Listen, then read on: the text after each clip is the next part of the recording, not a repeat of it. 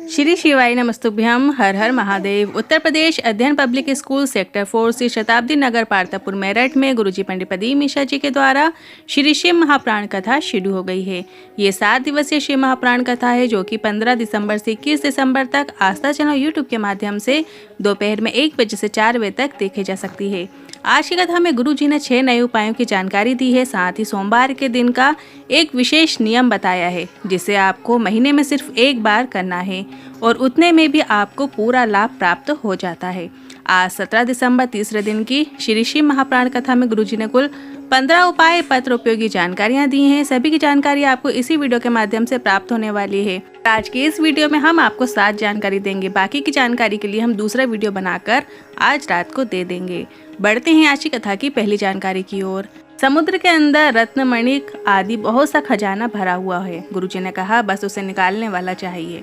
समुद्र को देखने से, किनारे में घूमने से, नौका से घूमने से, नहाने से वहां खजाना प्राप्त नहीं होगा। उसके लिए आपको समुद्र में डुबकी लगानी होती है, उसके तल तक पहुंचना होता है।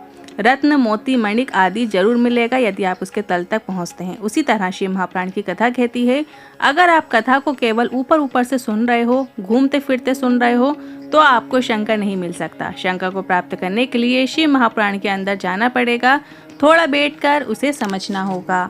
बढ़ते हैं आज की कथा की दूसरी जानकारी की ओर। गुरुजी ने कहा कहानी और कथा उसकी होती है जो इस संसार में नहीं होता है। शिव महाप्राण ना कथा है ना कहानी, ये तो शंकर का रूप है। शंकर तो कंकड़ कंकड़ में समाये हुए हैं, वो कहीं नहीं जाते, वो अजर अमर हैं। बस आप जितने दिल से, जितने भाव से शंकर को पुकारेंगे वो आएंगे जरूर।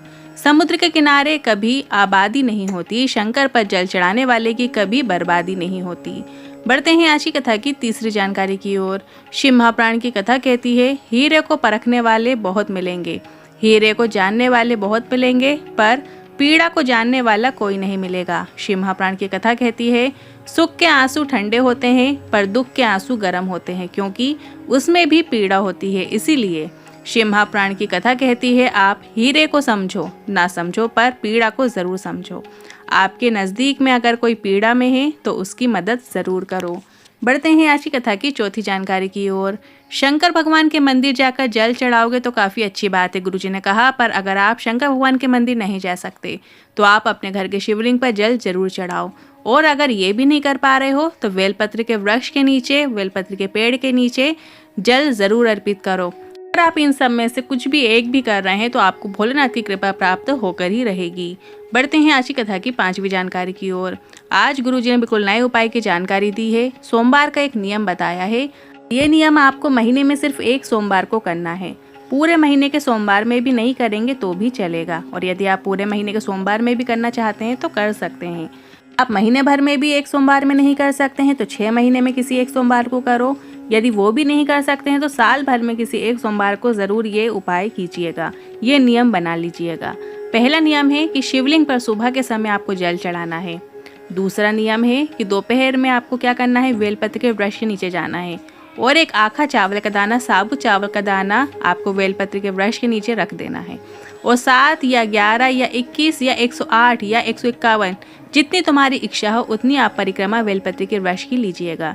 श्री शिवाय नमस्तुभ्यम बोलते हुए परिक्रमा लीजिएगा। और तीसरा नियम गुरुजी ने बताया है कि शाम के समय बेलपत्र के वृक्ष के नीचे एक दीपक लगाना है, घी का दीपक लगाना है, और भोलेनाथ के मंदिर में या भोलेनाथ के मंदिर के चौखट के पास एक दीपक जरूर लगाइएगा।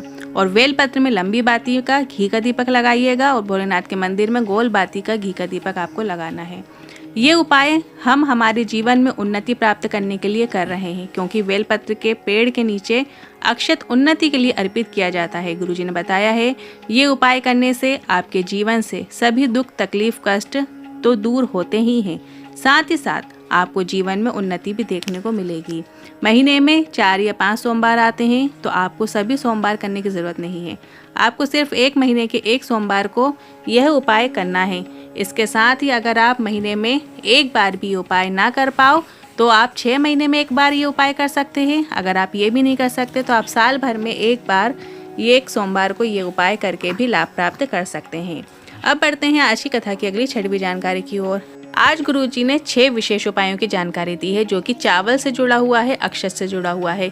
किस जगह पे चावल का दाना अर्पित करने से हमें क्या प्राप्त होता है, जिसे आप सोमवार के दिन अर्पित कर सकते हैं या महीने में कभी भी किसी भी दिन अर्पित कर सकते हैं। जो भी आपकी इच्छा है, जो भी मनोकामना है, जिस मनोकामना से लेकर आप वो चावल अर्पित कर रहे हैं, तो कहाँ पर चावल अर्पित करने से क्या कामना की पूर्ति होती है, वो आज की कथा में गुरुजी ने बताया है। तो बेलपत्री के वृक्ष के नीचे यदि आप एक चावल का दाना अर्पित करते हैं तो ये चावल का दाना हमारी उन्नति के लिए रखा जाता है, अर्पित किया जाता है। यदि आप संतान प्राप्ति के लिए चावल का दाना अर्पित करना चाहते हैं तो शिवलिंग में ऐसी कौन सी जगह है जहाँ पर आप चावल का दाना अर्पित करें जिससे आपकी संतान की प्राप्ति हो। तो गुरुजी ने बताया है कि जो शिवलिंग में माता अशोक सुंदरी का स्थान है, जलाधारी में जो बीच में मोटी लाइन होती है वो अशोक सुंदरी माता का स्थान है। वहाँ पर आपको एक चावल का दाना अर्पित करना है जिससे आपको संतान प्राप्ति हो सकती है। और इसके बाद यदि घर में बहुत समय हो गया मंगल कार्य नहीं हो रहा है, में विवाह आदि मंगल कार्य के लिए एक चावल का दाना हमें शिवलिंग में जो गणेश जी का स्थान होता है, जलाधारी में राइट हैंड साइड में गणेश जी का स्थान होता है, वहाँ पे हमें चावल का दाना अर्पित करना चाहिए।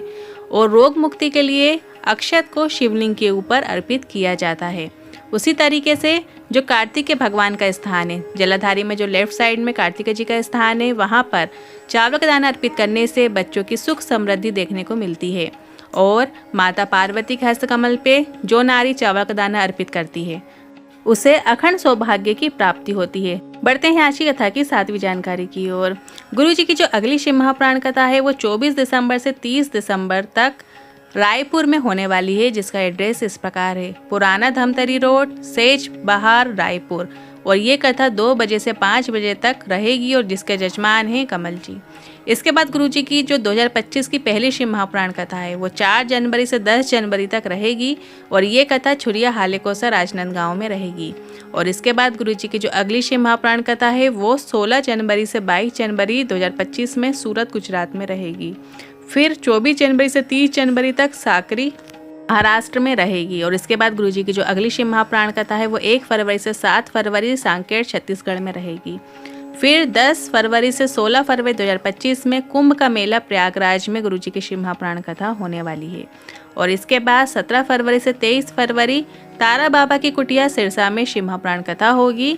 और इसके बाद सीहोर की इस पावन धरा पे कुबरेश्वर धाम में 25 फरवरी से 3 मार्च तक शिव महापुराण कथा चलेगी, जिसमें रुद्राक्ष महोत्सव भी रखा गया है। और इसी कथा में आपको महाशिवरात्रि भी आएगी और फुलेरा दूज का भी अवसर देखने को मिलेगा। ये आज की शिव महापुराण कथा का पार्ट 1 है। पार्ट 2 शाम को 7 बजे तक आपको इसी यूट्यूब चैनल पर देखने को मिलेगा। आज के इन उपायों से जुड़े यदि मन में कोई सवाल या क्वेश्चन है तो आप कमेंट के जरिए पूछ सकते हैं। वीडियो थोड़ा भी उपयोगी लगा हो तो वीडियो को लाइक करके कमेंट बॉक्स में हर हर महादेव जरूर टाइप कीजिएगा। साथ ही हमने एक व्हाट्सएप चैनल बनाया है जिसमें रोजाना की विशेष तिथियों की जानकारी आपको प्राप्त होती है, जिसकी लिंक हमने कमेंट बॉक्स में पिन कर दी है। आप उस लिंक पर टच करके हमारे व्हाट्सएप चैनल को ज्वाइन कर सकते हैं। हर हर महादेव।